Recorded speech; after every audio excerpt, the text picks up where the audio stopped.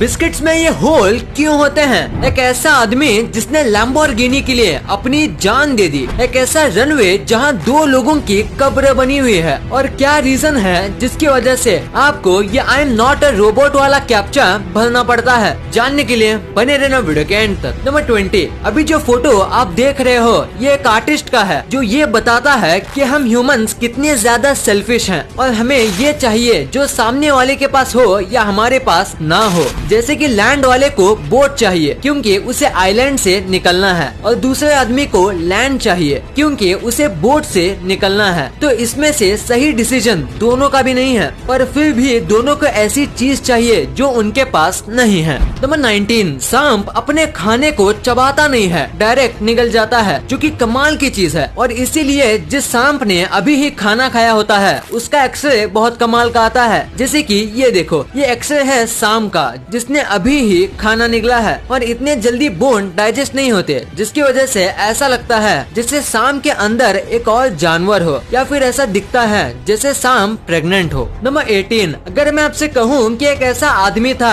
जो कि लैम्बोर्गिनी के लिए अपनी जान दे दिया, तो क्या आप यकीन करोगे? अगर नहीं तो ये फैक्ट जान लो, जिम्बाब्वे में रहने वाला एक आदमी था जिससे लैम्बोर्गिनी चाहिए थी, और वो गॉड पे बहुत बिलीव करता था। तो इसीलिए उसने एक बार शर्त रखी कि जब तक गॉड उसे लैम्बोर्गिनी नहीं दे देते तब तक वो उपवास रखेगा, और कुछ भी हो जाए वो अपना उपवास नहीं तोड़ेगा। और जैसा उसने कहा था बिल्कुल वैसा ही किया, उसने उपवास रखा और ये उपवास 40 दिन तक चलता रहा, और उसके बाद उसे लैम्बोर्गिनी तो नहीं पर मौत मिल गई। उसने कुछ भी नहीं खाया और इसीलिए वो वीकनेस से मर गया। मैं एक चीज बोलना चाहूँगा कि अगर आप मेहनत करोगे तो ही गॉड आपको कुछ देगा, और बिना मेहनत के कितना भी प्रे कर लो आपको कुछ भी नहीं मिलेगा। नंबर 17, जो इंटेलिजेंट लोग होते हैं वो अक्सर चीजों से बोर हो जाते हैं और उन्हें आर्ग्यूमेंट बिल्कुल भी पसंद नहीं होते, और इसी वजह से वो हर एक चीज नोटिस तो करते हैं पर वो चुपचाप रहना ज्यादा पसंद करते हैं, क्योंकि उनको लगता है कि इस झगड़े में पड़ना या इस चीज को करना उनके टाइम के लिए वर्थ इट नहीं है। भले ही वो उस टाइम का कुछ भी ना कर रहे हो, फिर भी उनको लगता है कि वो काम करना या उनके बीच में पड़ना टाइम वेस्ट है। नंबर 16, ऑस्ट्रेलिया के कमाल के ओपनिंग बैट्समैन फिल ह्यूग्स जब ऑन फील्ड मर गए थे एक बाउंसर बॉल की वजह से, तब इंग्लैंड टीम ने पाकिस्तान के सामने एक भी बाउंसर नहीं डाला, और इंग्लैंड टीम ने फिल ह्यूग्स को ट्रिब्यूट दिया। और ऐसे सब रीजन की वजह से ऐसा लगता है कि इस टीम का कोई भी हेटर नहीं होगा। नंबर 15, पूरे वर्ल्ड की पॉपुलेशन बहुत ही अनइवन तौर से बिखरी हुई है, और इस चीज को समझाता है ये फोटो। यहाँ पे जितने भी एरिया ब्लू कलर में हैं, वो सबकी पॉपुलेशन ये जो छोटा सा रेड कलर में है उतने में है, यानी कि जितनी पॉपुलेशन इस रेड एरिया में रहते हैं उतनी ही पॉपुलेशन सारी ब्लू एरियाज में रहते हैं। और आप देख सकते हो रेड में कितनी कम जगह के बाद भी इतने लोग हैं, और ब्लू में इतनी सारी जगह होने के बाद भी कम पॉपुलेशन है, और इसीलिए मैंने कहा था अर्थ अनइवन तौर पे डिस्ट्रीब्यूटेड है। नंबर 14, पानी और पत्थर दोनों में से ज्यादा स्ट्रॉन्ग क्या है? अगर आप पत्थर कहते हो तो आप गलत हो, रियल आंसर है पानी। पानी पत्थर से कई गुना ज्यादा स्ट्रॉन्ग होता है, और इस चीज को बताता है ये फोटो। नॉर्वे में एक पत्थर है जो ऐसे शेप में हो गया है, और इसका रीजन है कांस्टेंट फ्लो ऑफ वाटर। पानी पत्थर को धीरे धीरे करके काट देता है, और इस पत्थर के साथ ऐसा ही हुआ। और बस यही स्टोन नहीं, ऐसे कई दूसरे भी पत्थर हैं जिसका शेप अजीब हो गया है पानी के फ्लो की वजह से। नंबर 13, पूरे दुनिया में शादी से पहले अपनी अपनी अलग रस्म होती है, पर वियतनाम में एक काफी अजीब रूल है जो धीरे धीरे ट्रेडिशन बदल रहा है। तो वियतनाम में शादी से पहले आपके फैमिली डॉक्टर से पूछा जाता है या फिर आपका टेस्ट किसी डॉक्टर से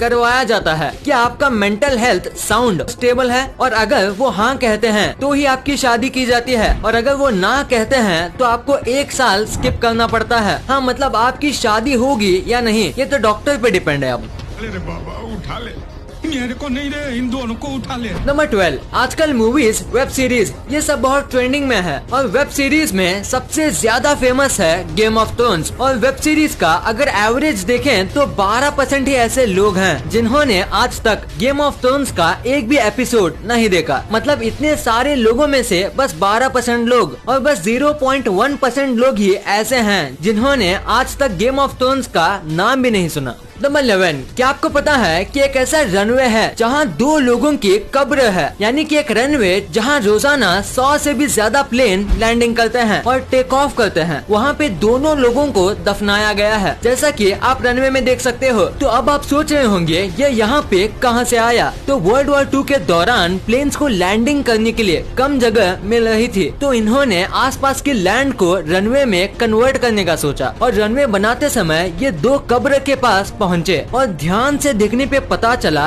कि ये किसी फैमिली का कब्रिस्तान है और ये 2 जो कब्र थी वो रिचर्ड और कैथरीन डॉटस्टॉन की थी। रिचर्ड के ब्रिक पे लिखा था एट रेस्ट और कैथरीन डॉटस्टॉन के ब्रिक पे लिखा था गॉन होम टू रेस्ट। और ये देख के वर्कर को इसके ऊपर रोड बनाना सही नहीं लगा, तो फिर वहाँ के इंचार्ज ने ये आइडिया दिया कि यहाँ पे इनके ट्रिब्यूट में हम ऐसा रनवे बना देते हैं जहाँ इनकी कब्र भी हो और हमारा रनवे भी बन जाए। और फिर ये रनवे ऐसे बन के तैयार हुआ।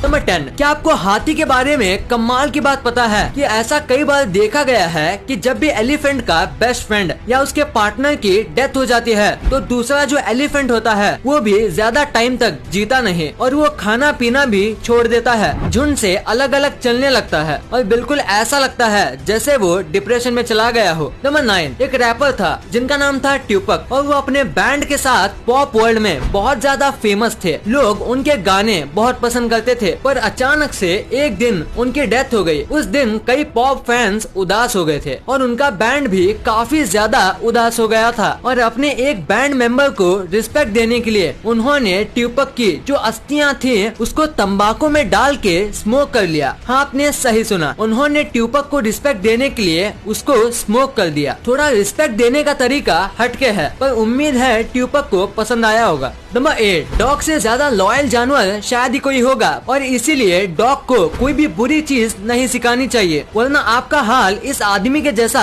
हो सकता है जिसने अपने डॉग को लोगों पे ईंट फेंकना सिखाया था, वो भी तब जब वो आपकी डोर बेल बजाएगा। और इस वजह से डिलीवरी बॉय, मेलमैन और गेस्ट कई बार इंजर्ड हुए और कुछ लोगों को घातक इंजरीज भी हुई। और डॉग ईंट फेंकने के बाद फिर से उसको उठा के वापस भी ले आता है और बस अपने मालिक पे और बाकी घर वालों पे नहीं फेंकता। और इसकी वजह से जब उनके पड़ोसी को चोट लगी तो उन्होंने पुलिस में कंप्लेंट कर दी और इस डॉग का मालिक फिलहाल जेल में है अपने डॉग को इस तरीके से ट्रेन करने की वजह से।